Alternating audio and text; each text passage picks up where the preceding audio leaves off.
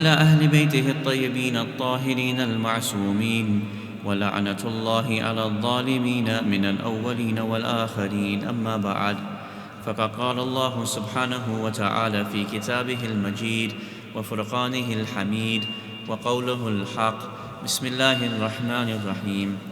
الذين يتبعون الرسول النبي الأمي الذي يجدونه مكتوبا عندهم في التوراة والإنجيل يأمرهم بالمعروف وينهاهم عن المنكر ويحل لهم الطيبات ويحرم عليهم الخبائث ويضع عنهم إصرهم وأغلال التي كانت عليهم، فالذين آمنوا به وعزروه ونصروه واتبعوا النور الذي أنزل معه أولئك هم المفلحون. آمنا بالله.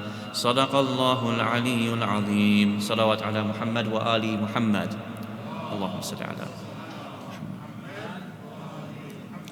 Awaited Savior of humanity, Imam al-Mahdi alayhi salam, my respected brothers and sisters, Assalamu alaikum jami'an wa rahmatullahi wa barakatuh.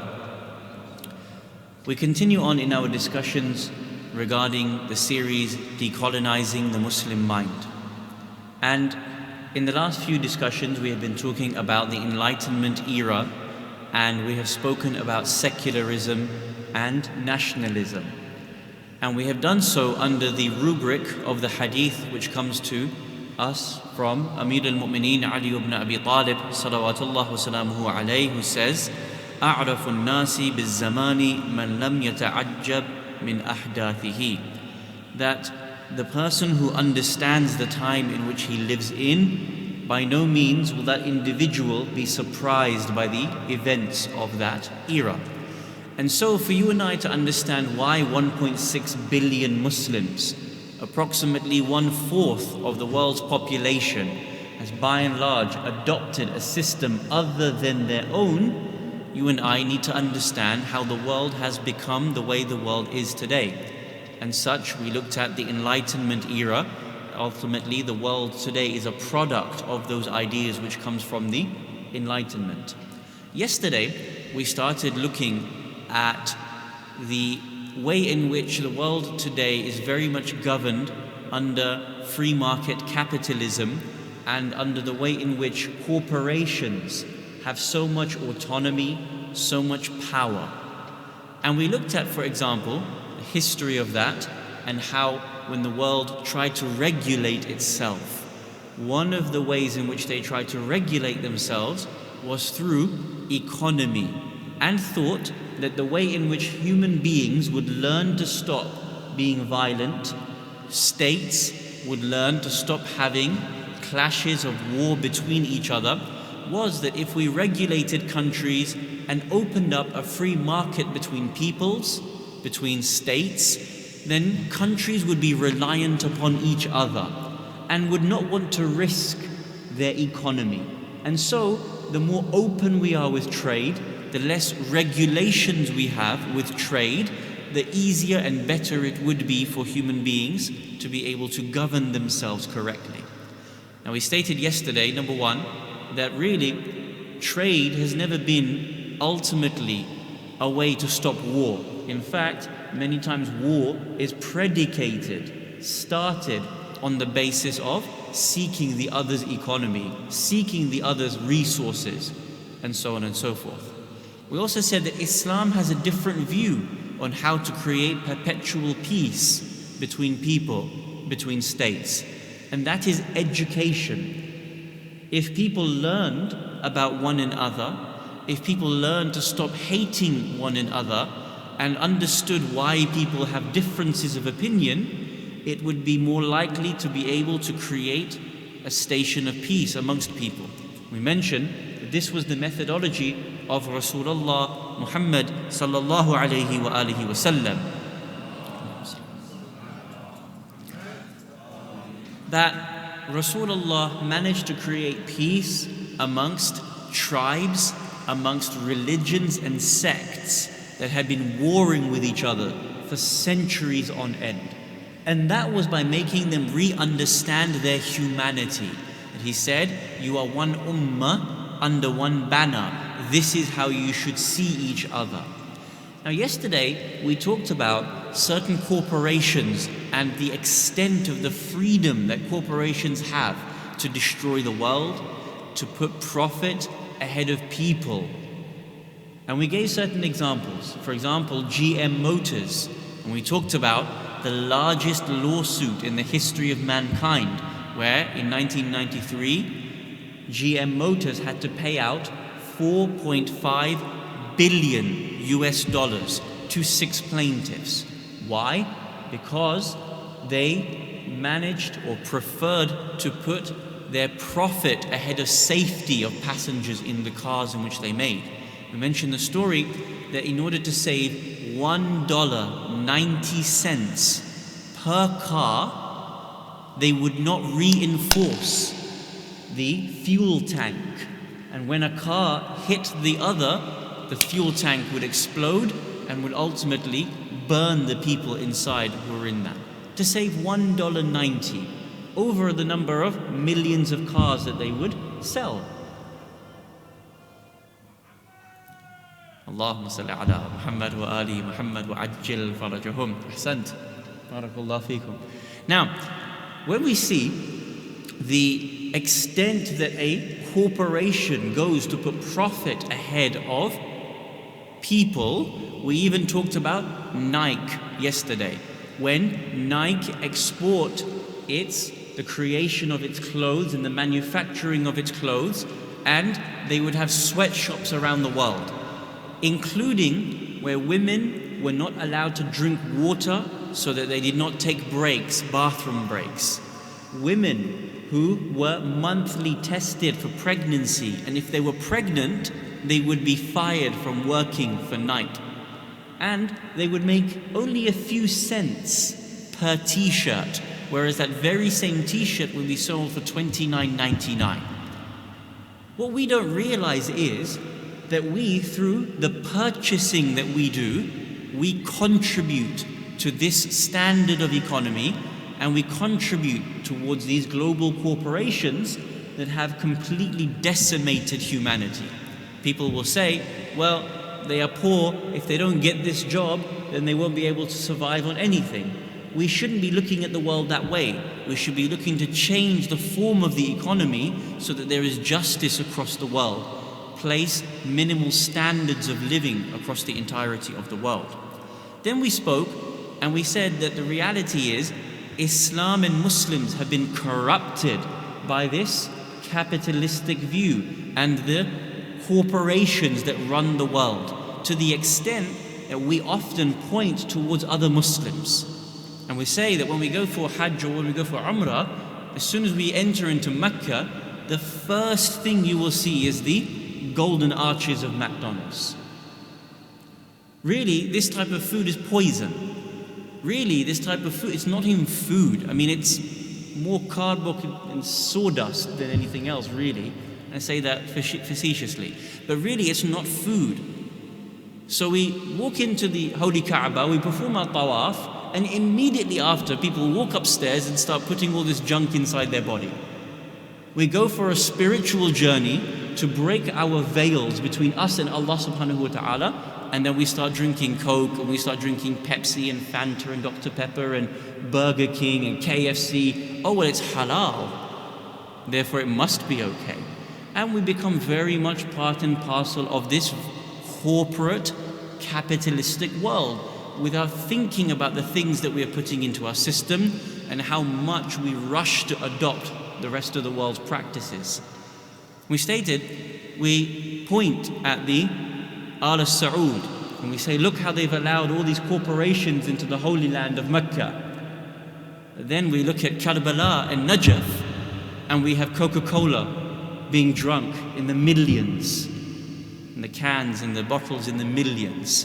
And the very same corporations that the Maraji have banned because they give money to the illegal and illegitimate state of Israel, we are the ones in the holy lands of Karbala and Najaf and Mashhad also drinking exactly the same things.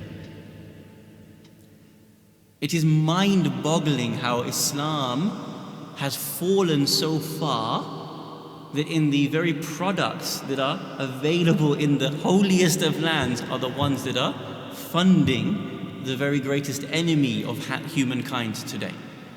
And this is something that we have not thought about. And this is something that we need to start reflecting on if we're going to break away from this type of world that is created.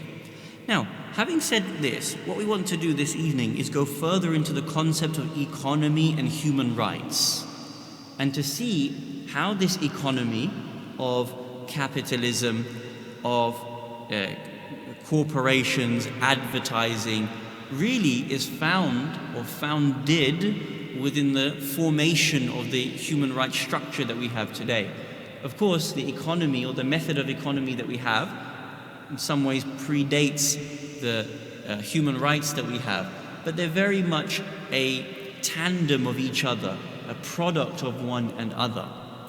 Now, what we notice here is that capitalism and this notion of the corporation having the utmost power assumes that by and large everything can be privatized for the sake of profit. So everything comes into the power and the hands of a corporation, and they are allowed to maximize their profits, put human beings, put the world at risk so long as profits continue to go forward. They have a fiduciary duty towards their shareholders, towards the board making money. Now, I want to look at one specific area of the way in which a true Islamic economy rivals the notion of this privatization of everything and commoditization of everything. I want to mention two global covenants, and I just want you to think about these things very closely and how everything has been commoditized for the sake of money and financial gain.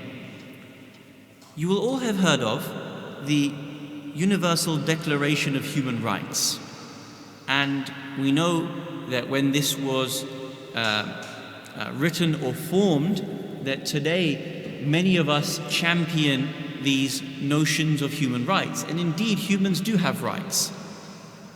Now, when these were formed in 1948 and subsequently, we have seen the way in which human beings begin to champion across the world the notion of human rights, and this is very positive.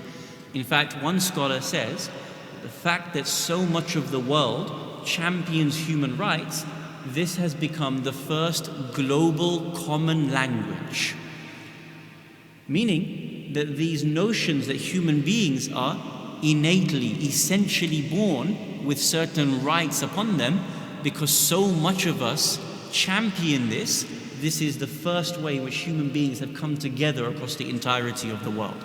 And this is very positive. However, we have to understand who framed them, why they were framed in such a way, and the impact of that, and how that relates to the economy that we have today, which ultimately has subsumed Muslims into these practices. Now, interestingly, Article 25 of the Declaration of Human Rights, the United Nations Universal Declaration of Human Rights, says that each human being is entitled to a standard of living in which they should have access to food, clothing, and housing. And in fact, this was later expanded upon in the International Covenant on Economic and Social Rights. But before we get there, just think about this for a minute. Human beings have a right to the following: to food, to clothing, and to housing, shelter. What basic right appears to be missing from there?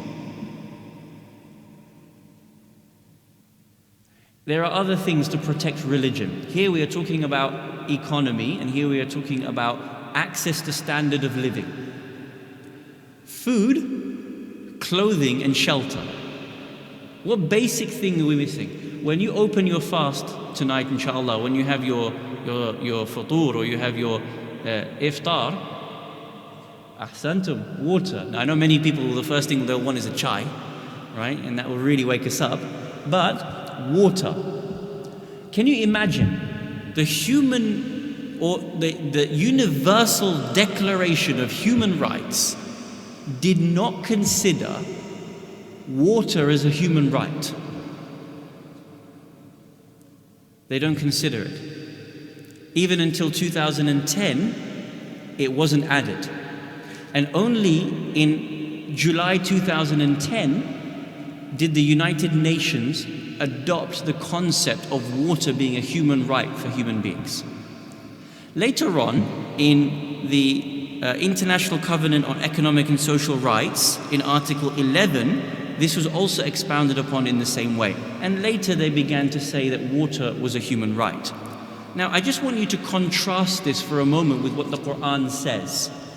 So, in the Quran, in Surah Taha, chapter number 20, Allah subhanahu wa ta'ala speaks about the story of Prophet Adam alayhi salam, which of course is the father of modern humankind, and he begins the story. Bismillahir Rahmanir Rahim, verse 116 onwards. وَإِذْ قُلْنَا لِلْمَلَائِكَةِ اسْجُدُوا لِآدَمَ فَسَجَدُوا إِلَّا إِبْلِيسَ أَبَى. When we said to the angels, make obeisance to Adam, they refused except Iblis, he refused.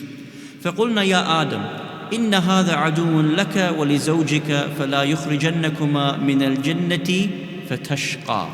So we said to Adam, "O Adam, this is an enemy to you. Iblis is an enemy for you and your wife. Therefore do not let him drive you out of paradise, lest you should be in a state of unhappiness."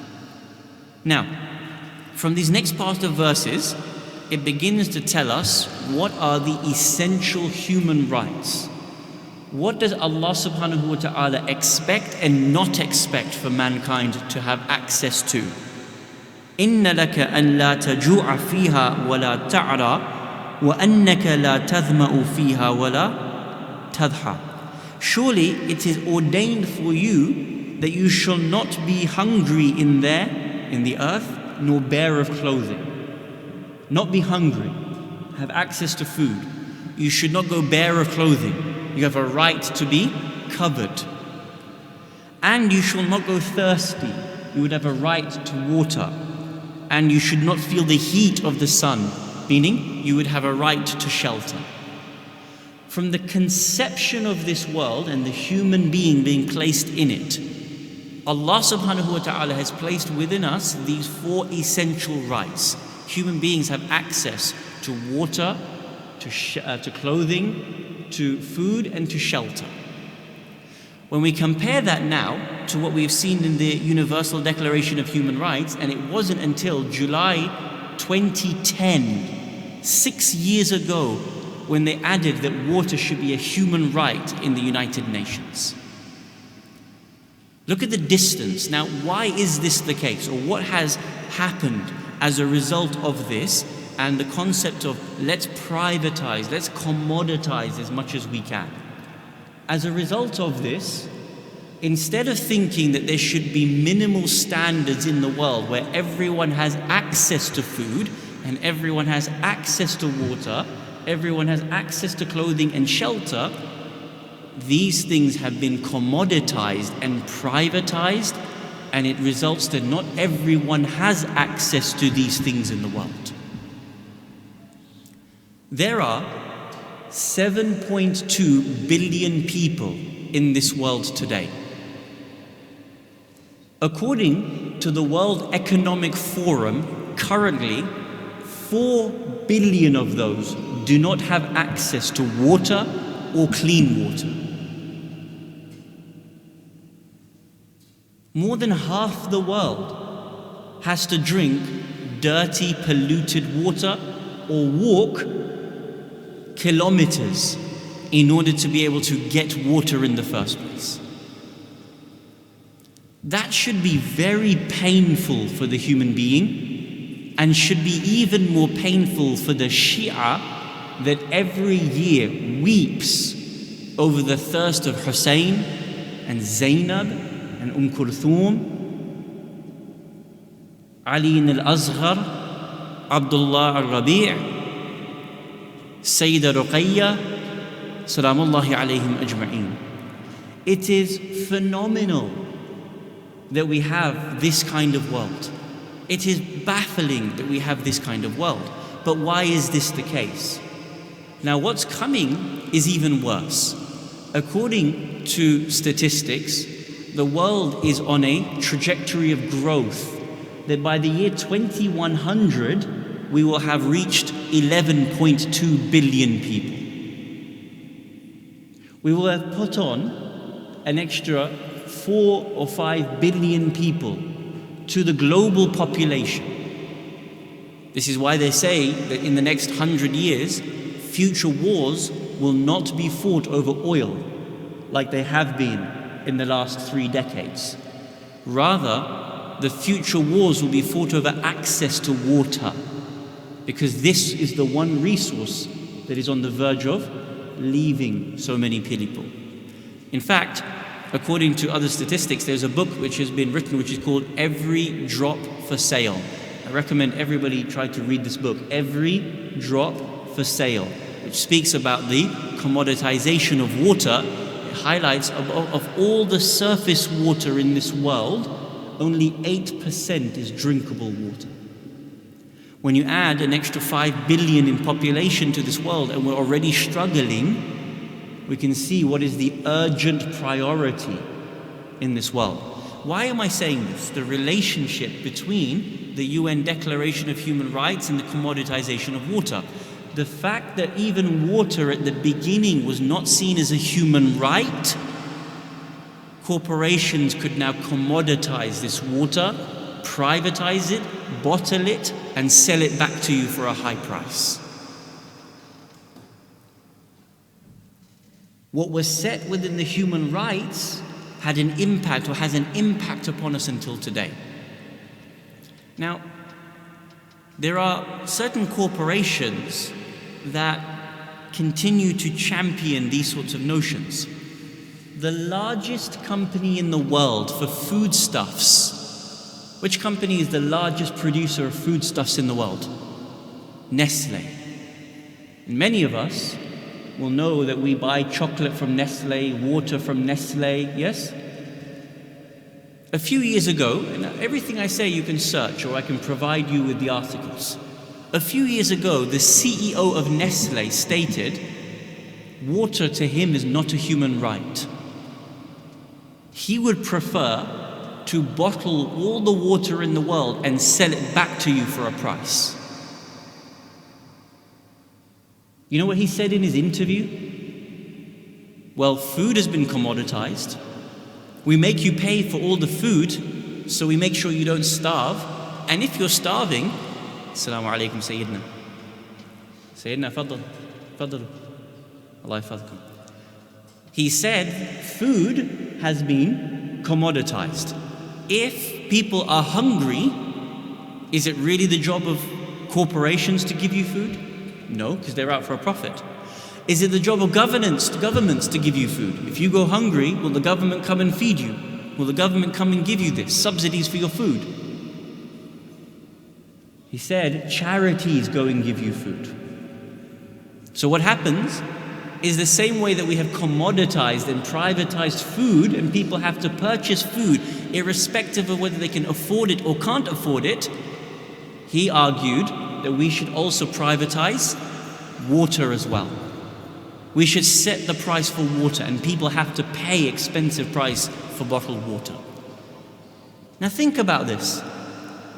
How many people do you think here spend money with Nestle, give money to Nestle? In fact, Nestle is one of those companies that's on the banned list because they are known to give money to the illegal and illegitimate state of Israel. Yet, there are again many people who will give this man just millions of dollars in his pocket so that he can take money away from people, take water away from people. It goes further. We talked about this on one of the previous nights, and we said in Pakistan at the moment, there is a drought. And we quoted an interview from a woman in the BBC where she said, I only have access to water once out of every 15 days. She said, I have to cook, clean, bathe myself and my children with just the water I get, which I can pick up with a bucket, which I have access to once every 15 days.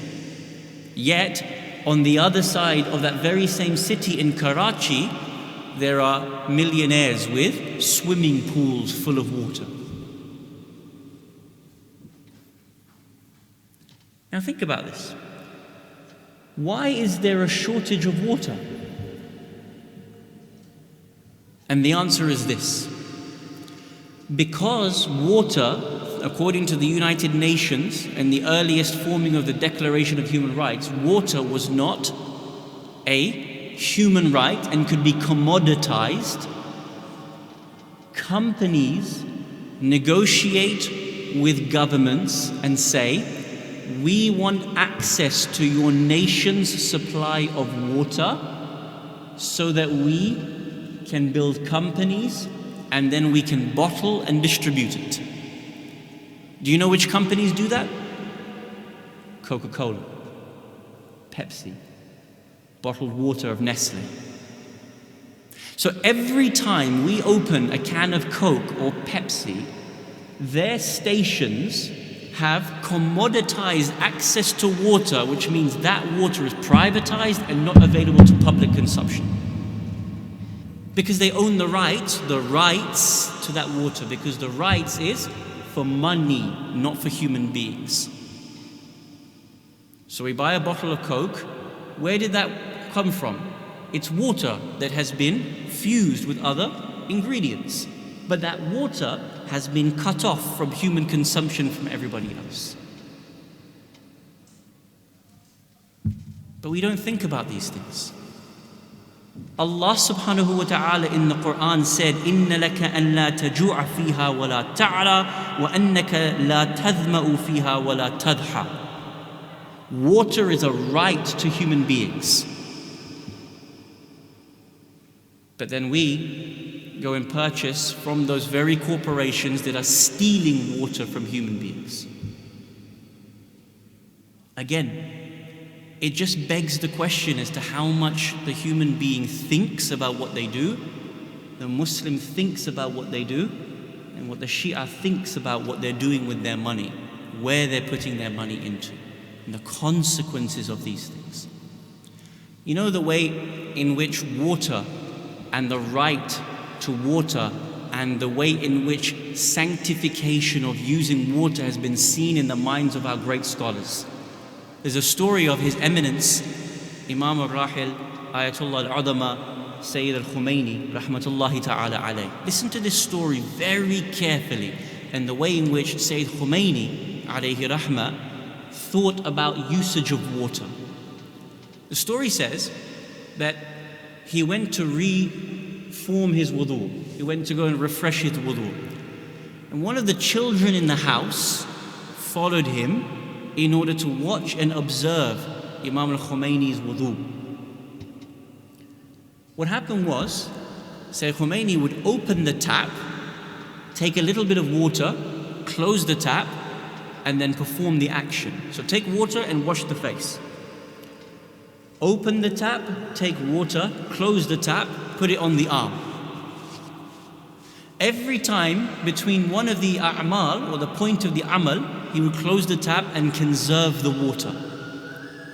The child who was observing this said to him, "Why are you doing it this way? Most people, they just open the tap, let the water flow, and just waste as much water as possible. Water is flowing. And by the end, then Masa is done, and then they turn off the tap." Listen to the response of Sayyid Khomeini in the way in which he understood the value of water. He said, "My child, it would be reprehensible of me to waste a drop of water and then dare cry over the thirst of Hussein ibn Ali. How could I be hypocritical of wasting water in wudu and then I go to the majlis and the muhadara and people start reciting the maqatil, and then I begin to cry. What kind of tears are these? Look at the way in which Islam is understood and the way in which it's being begged from us to be able to understand the consequences of our action. This is taqwa and adala, being aware of that which we do and the way in which we act. So, the corporations have allowed the essential foodstuffs to be commoditized.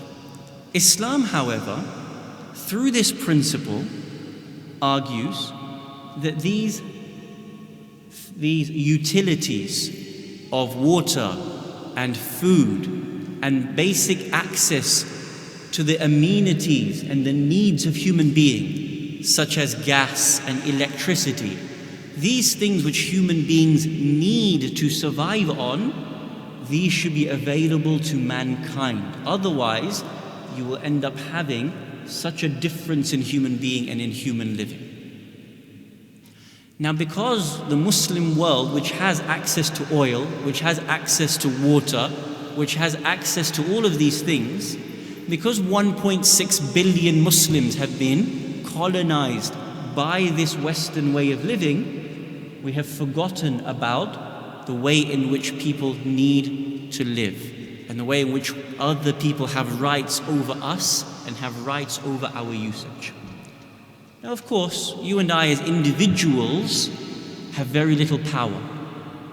But just as we said a few nights ago about nationalism, if we begin to think and change the behavior of Muslims, starting with ourselves as individuals, and slowly you and I will be able to shift the pattern of thought amongst other Muslims, and maybe in a generation or two, other Muslims can unite and offer something different to the world as opposed to the way in which it is living today. But it starts with you and I as individuals thinking of the way in which we spend our money and the impact of where we spend our money.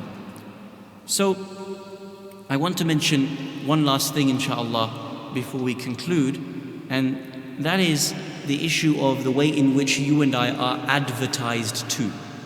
Because if we speak about corporations and economy and the way in which the human rights or the lack thereof has allowed corporations to purchase into this particular area, I want to mention one thing about the issue of advertising. Now, there's an interesting book, again, which I recommend many people to take time out to read, and it's called The Power of Habit. And it talks about the formation of habit and how to break habits. We might have good habits, we might have bad habits, but once we understand how, in terms of the mind, the habits form, we will be in a better position to be able to break those bad habits. Now, he talked about the way in which the mind works in the book, and he talked about how we get sold to and how we get advertised to in order to see how the mind works. And he talked about the early formation of advertising within the United States of America and within Europe. Many of us here, of course, will know the company called Colgate. What does Colgate do? Toothpaste. So he said Colgate, when they first started making Colgate, they made this toothpaste, which of course was to clean your teeth, was to protect your teeth, strengthen your teeth.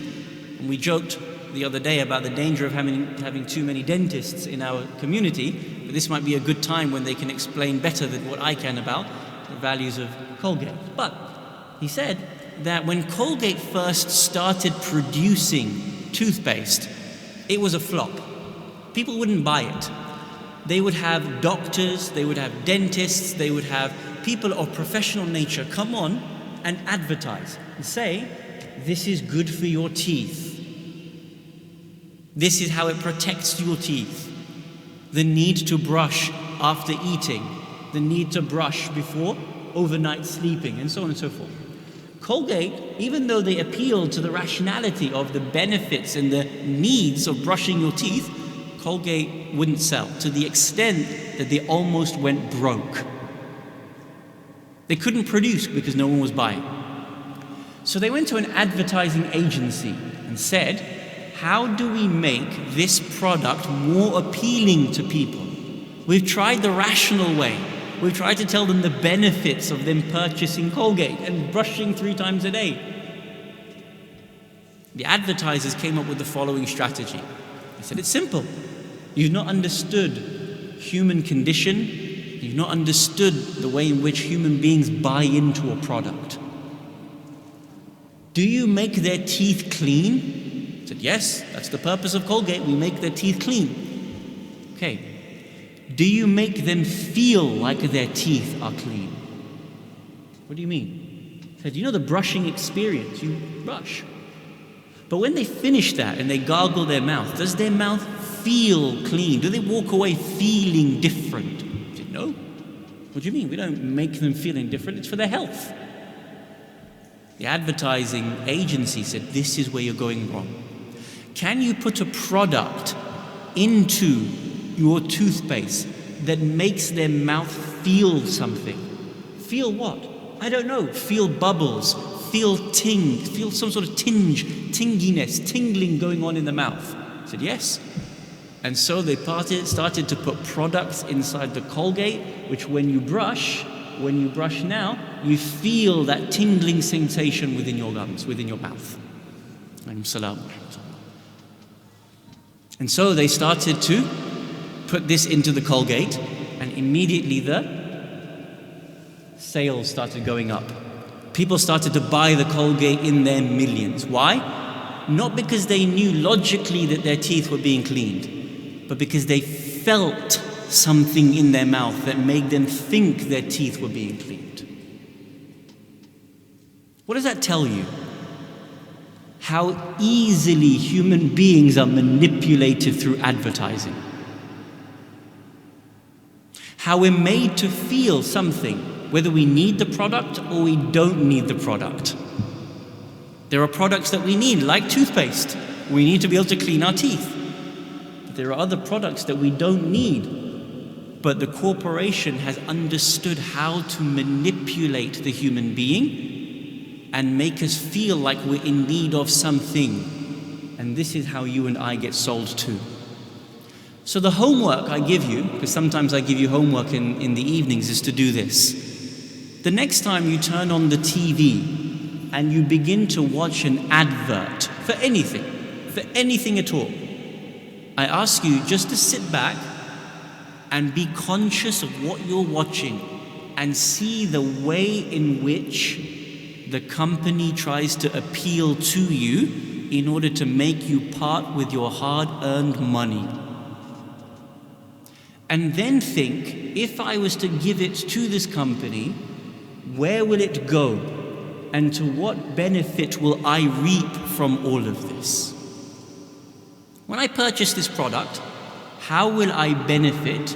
Where does the money go? To whose hand does it end up going to?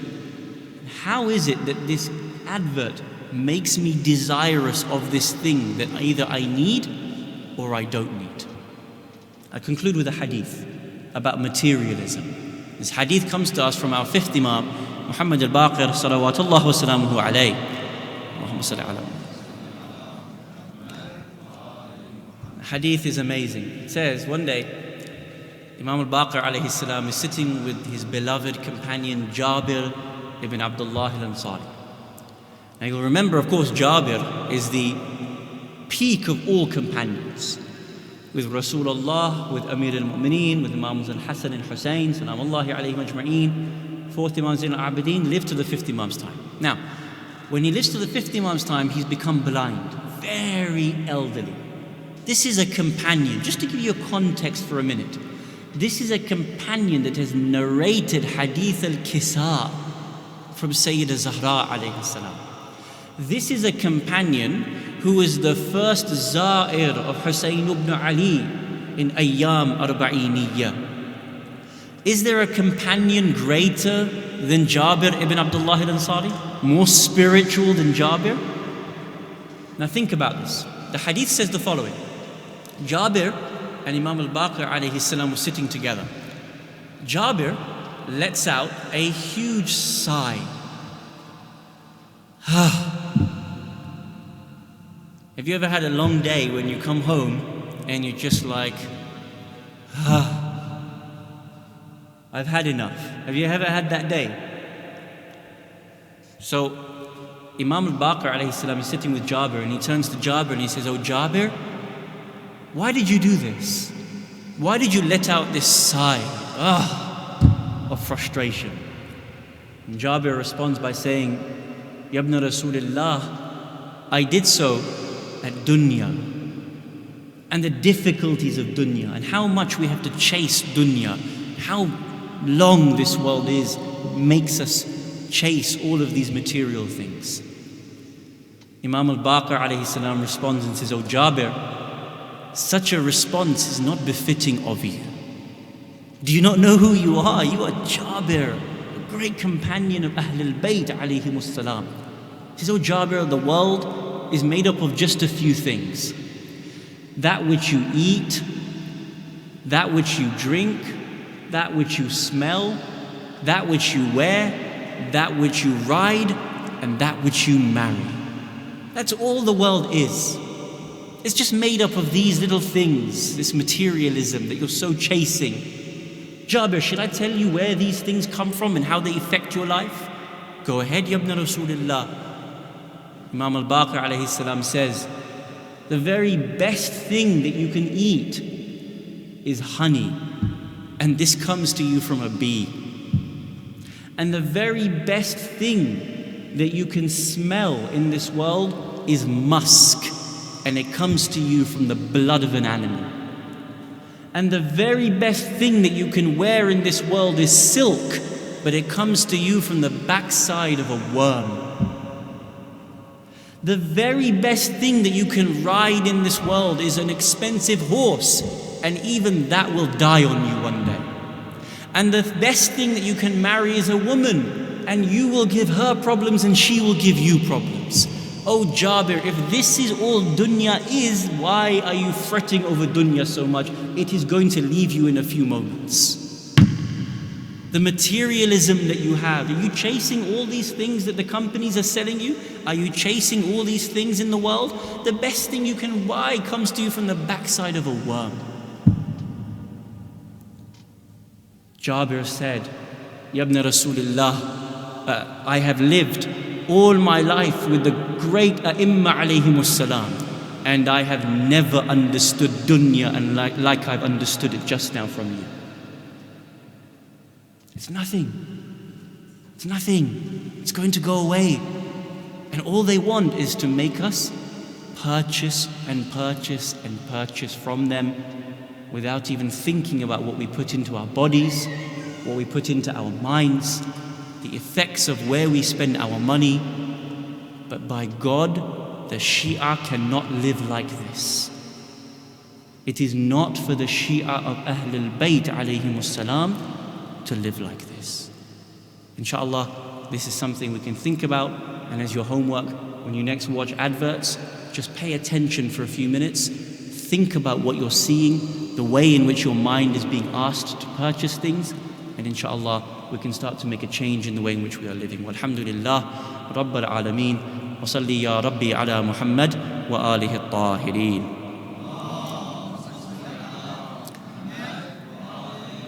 Please raise your hands, join me in dua. We ask Allah subhanahu wa ta'ala to hasten the appearance of Imam al-Mahdi alayhi salam, to raise us from our graves if we are not able to partake with him. Ya Allah, there are many people around the world going through such times of difficulty. Grant them more safety, security. Bihaqqi Imam al-Mahdi alayhi salam.